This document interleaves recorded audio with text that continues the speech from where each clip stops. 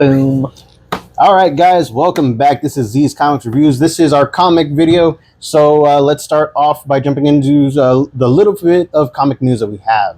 First off, DC is moving back to releasing on Wednesdays. If your local comic shop had them on the shelf on Tuesdays, up until this week, that is totally fine. But now Lunar is telling all of the affiliated comic shops to delay them until Wednesday, which is the traditional new comic book day. So, sorry guys, we're not getting that early releases anymore for DC.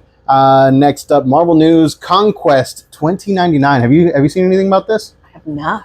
Conquest 2099 is going to be spinning out of Annihilation 2099, which just released this week.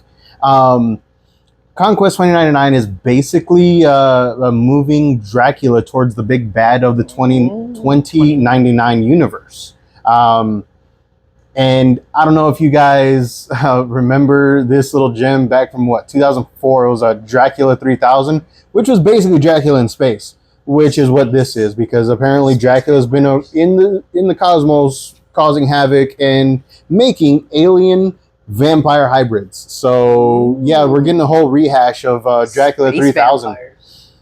So let's see how that turns out. It sounds kind of intriguing, actually. I want to check that out. It sounds very B-movie Space pulpy vampires. stuff, you know. Next up, the new Amazing Spider-Man team, which is going to be consisting of Joe Kelly, longtime Marvel contributor. Ever since Deadpool, he wrote Spider-Man Deadpool, and he did a whole lot of stuff for DC as well. Is joined by a recent, kind of new, I think she's been around for a couple of years, Justina Ireland, for a minimum of a 12-issue story arc called The 8 Deaths of Spider-Man. I've been seeing that. Poor guy. Poor Dude, Pete. I'm kind of sick of them just is why I like kicking him down. This is why I like the Ultimate Spider-Man line that's coming out, because they finally letting him be happy. Right? Just, leave him alone. He's suffered enough. Exactly. That's why I like the original Ultimate Spider-Man. Yeah, he suffered in there, but at the same time, dude had a girlfriend the entire time. He gets to be happy. And he was just chill most of the time. It's like you can suffer and still be loved until he died. Until he died. But yeah, keep an eye out for that. I'm not cool with all these huge story arcs anymore, man. Yeah. Bendis, I call it Bendising, okay? Because you take a story that can be told in 2 issues, maybe 3, and then you just elongate it into all these other ones. Feels like a lot of filler comics. Exactly. Like filler episodes almost. Yeah. You're just like, come on. And that's why I've really been liking Blood Hunt. Because it's all straightforward and to the point, right? And if you want to elaborate on it, you go and get the rest. Yes, you get that's how I felt about Civil War. That's how I got into comics. Civil War, the first one, not Civil War 2. That was shit. Excuse my language. But yeah, that's what's going on with Spider-Man right there. Joe Kelly, Justina Ireland, new creative team. Moving on to our reviews. First up, Absolute Power #1. Did I put it over here? I did. All right, cool. All right. Power. We're Absolute Power #1. We hit the ground running, man. I mean, if you didn't pick up Absolute Ground Zero, you really should. You don't have to, but if you want to know what's going on while all the chaos is ensuing, read Ground Zero, because this just holds nothing back. All right, you get deep fake AI generated images, videos of thrown out there on the news of the heroes betraying the public. Yeah, exactly. It's harming innocent people. Going back to the whole Civil War thing is originally it was a critique on the Patriot Act and everything. I actually did a college paper on that. But this one seems to be just critiquing all of the misinformation, fake news, whatever AI generated stuff, the dangers of AI generated video and images, and it's taking it to the extreme, to the max, and it is causing. In the storyline, it is causing mass confusion, hysteria. People are scared of the heroes. They're revolting. They are. Some heroes get beaten down. Oh my! In front of their families, they even they don't even show it, but the entire Black Lightning family is in the hospital, and it's just a throwaway line in there, and it is just nothing but massive chaos in here. And Amanda Waller is at the center of it all. Wall. All right. The wall has finally come crashing down over the superhero community, and she's had enough. Yes. All right. Between Titans, Beast World fiasco, the House of Brainiac incursion from the Superman comics and Dark Prisons, all stuff that we talked about earlier. Waller is just done. She's going the distance. She's taking them all down. And the opening shots for this one, I highly recommend doing it. The artwork is amazing. The storyline is very intriguing. It's very compelling. There's going to be quite a few tie-ins. Yes. The Batman tie-in was released this week, but you know, we try to keep these things, you know, digest size, so we can't really go too far into it and everything. But highly recommend picking up Absolute Power and trying to pick up all the tie-ins too. There's betrayal, there's intrigue, there's violence. Oh my God, the amount of violence and the cliffhanger on this was just like, it was nuts. All right, definitely pick this up. I give it a 4 out of 5 just because, like, the only reason it's not a 5 out of 5 is because I hate cliffhangers. But like, as a story on its own, 5 out of 5. I'm you know, screw it. I'm changing it. 5 out of 5. Fives. Right? And I'm not a DC guy. All right, so like, you got to check it out. Absolute Power #1. What about you, buddy? Yes. Fives? Same thing. It's all right, 5. It's everywhere. Johnny 5 is alive. Waller's task force is Xing everything away. Oh yeah, it's not even Task Force X anymore. It's Task Force 7. 7. All right, and which was pretty funny too, because like there's 7 Justice Leaguers, and they make and Task Force 7 also has a little thing to do now in the My Adventures with Superman #2 comic. It's interesting. I haven't read that one yet. Okay, we should do that this week, and when we do the My Adventures Task Superman Force review. stuff going on in comics lately. Nice. All right. Moving on to Spider-Man Reign #2. Kari Andrews on main cover, variant cover, and internal artwork. I gotta say, I love Kari Andrews artwork on covers. I'm still not a fan of the her long form of it on the internal. It's very messy, very visceral, which for the story I guess could work. It's just it's not my cup of tea, but like, I'm not knocking it. It's not bad. It's just, it's not what I enjoy. Exactly. It's very chaotic, very like I said, dirty on it. I'm not really a fan of her designs for some of the characters in there. Just because of established lore throughout a multiverse of stories, and this one is just really, really out there. And it's kind of gross. It's kind of like stuff in your throat inducing. But storyline wise, oh my gosh, it eases you in and then goes like 0 to 60, and then things are going down.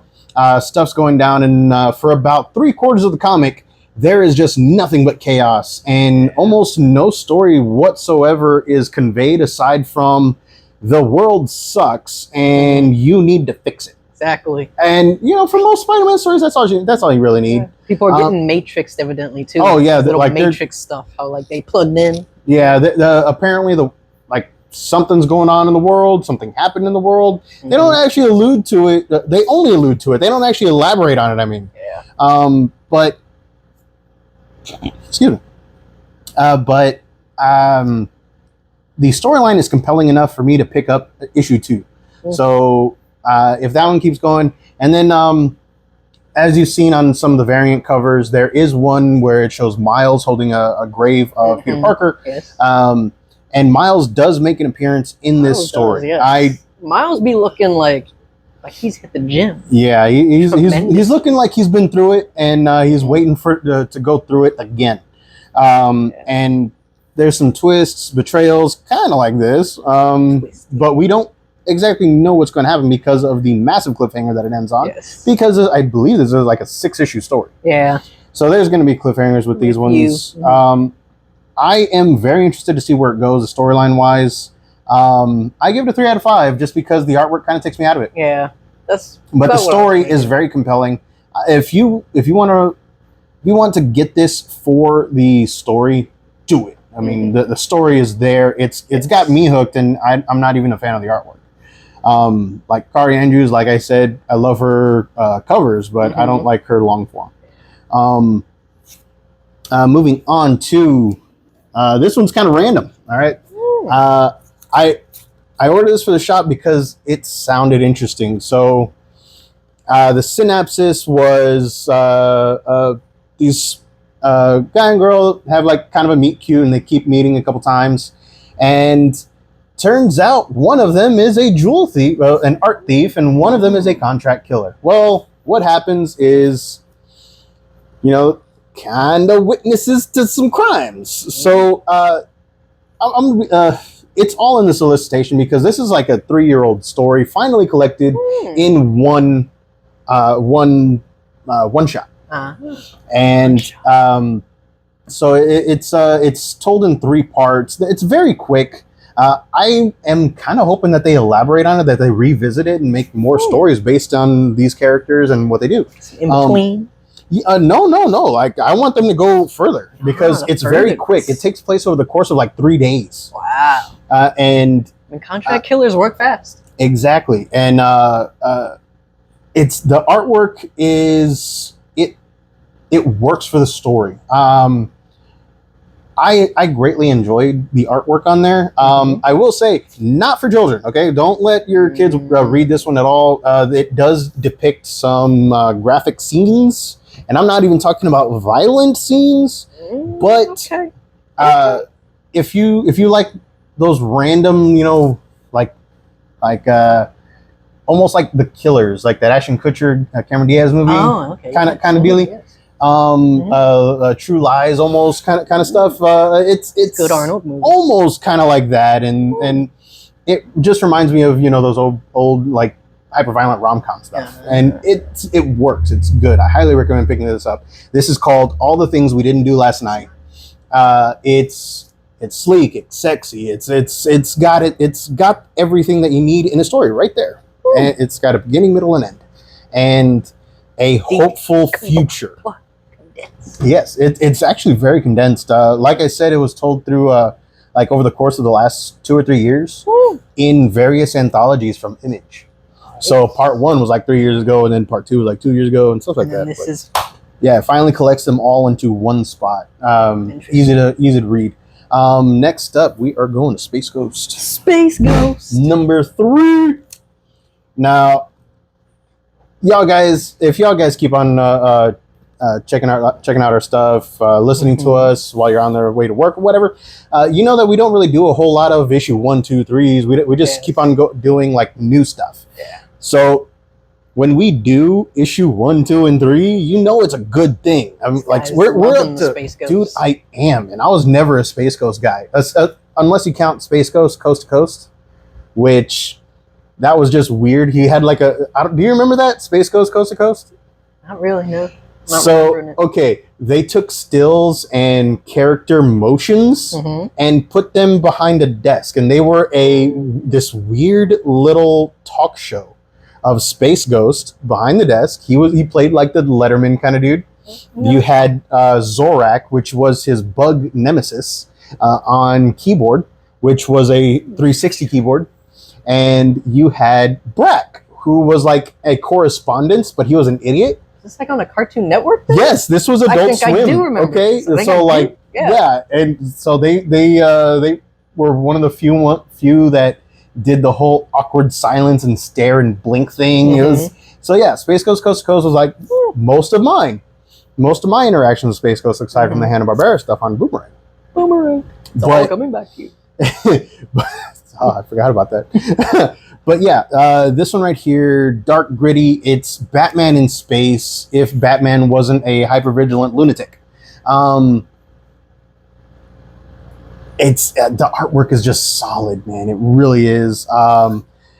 This time around, Space Ghost and the kids, they've been at it for a few weeks, and there's a montage over the first 2 or 3 pages of them just kicking down the doors of Space Ghost's, most wanted kind of thing. And they're all trying to figure out why a certain company is after the kids and why their dad was killed, all that stuff, unalived, whatever. And finally they're at the end of the rope. So what happens is, one of those classic villain comes to me with a proposition. The enemy of my enemy is my friend. There's some twists and always turns gotta and be careful betrayals, with and that one. Jan is the Gotta friggin' say. goat. Yeah. All right, Jan saves everybody's butts because she's just that smart. She's just that awesome. All right, Yeah. little kid just schooled everybody in this team, and yeah, it's really good. I highly recommend you picking up the Space Ghost series in general. Mhm. Okay, this is a hugely fun read. They're just so short, though. That's my only thing. Honestly, though, man, I'm gonna give it a 5 out of 5. This was a good one. We bookending the 5 out of 5s this We time. bookended the 5 out of 5s. All right, like even all the things I didn't do last night, I give that one a 4. I forgot to give my rating, but yeah, that one I gave a 4, just because I want to see more. It ended too quick. That's my only problem. But this one, yeah, it ended too quick. But the artwork, the storyline, the characterizations, it's there. 5 out of 5. But yeah, I think that about does it for our comic news and reviews for this week. So hit like and subscribe. Check out our links, all that stuff. Share us with your friends. Yes. We need more friends. Exactly. All right, and yeah, we'll hopefully see y'all guys next week. This All was right, filmed on Captain America's birthday, so happy happy birthday to birthday, Captain America. Steve. Later. Steve.